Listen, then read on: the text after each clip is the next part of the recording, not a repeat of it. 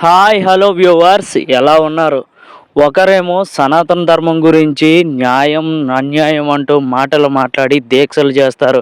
కానీ 3 పెళ్ళిళ్ళు చేసుకుంటారు.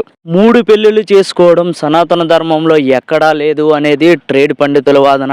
ఇంకొకరు నేనసల దైవాన్నే నమ్మను, నాస్తికుడిని అంటారు. కానీ సమయం వచ్చినప్పుడు నాది కూడా సనాతన ధర్మమే అని ఇంకొకరు మాట్లాడతారు. ఒకాయన డైరెక్ట్‌గా బహిరంగంగా ప్రకటిస్తారు. నా తండ్రి నాస్తికుడు అని. కానీ నా కుటుంబం మొత్తం సనాతన ధర్మమే అంటాడు. ఇప్పుడు ఈ కుటుంబానికి చెందిన మన చరణం అన్నయ్య మరొకసారి చర్చకు దారి తీసే పనులు చేశారు భయ్యా సనాతన ధర్మంలో. అయ్యప్ప మాలని ఎంతో పవిత్రంగా భావించి భక్తి శ్రద్ధలతో భగవంతుణ్ణి ప్రార్థించుకుంటాం భయ్య మన హిందువులం. ఇప్పుడు ఈ అయ్యప్ప మాలలో ఉండి దర్గాకు దర్శనమిచ్చి అందరికీ షాక్ ఇచ్చారు మన చరణమన్నయ్య. దర్గాని దర్శించడంలో తప్పు లేదు. వాళ్ళు కూడా మన ముస్లిం సోదరులే. కానీ అయ్యప్ప మాలలో ఉండి దర్శించడం తప్పు అంటూ హిందూ ధర్మంలో కొన్ని సంఘాలు లేవనెత్తాయి భయ్య. అవును నిజమే కదా.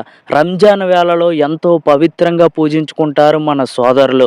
అలాంటి రంజాన్ టైంలో వాళ్ళు వెళ్ళి హిందూ దేవాలయాలు దర్శించడం ఎంత పాపంగా భావిస్తారో, అలాగే హిందూ మతంలో అయ్యప్ప మాలలోను అలాగే పవిత్రమైన దినాలలో మనం చేయాల్సిన పూజలు మానేసి ఇలాంటి దర్గాలకు వెళ్ళడం తప్పు అనేది హిందూ ధర్మవాదుల వాదన.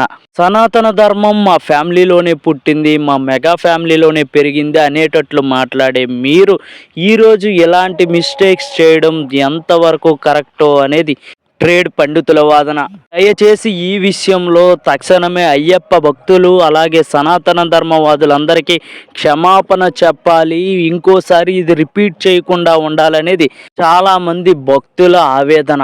ఈ విషయంలో మన చరణం బాబు చేసింది కరెక్టా రాంగా అనేది మీ ఒపీనియన్ని కామెంట్ చేయండి. అలాగే అల్లు అర్జున్ ఫ్యాన్స్ మన ఛానల్కి ఎవరైనా కొత్తగా వచ్చినట్లయితే వీడియోని లైక్ చేసి షేర్ చేసి సబ్స్క్రైబ్ చేయండి.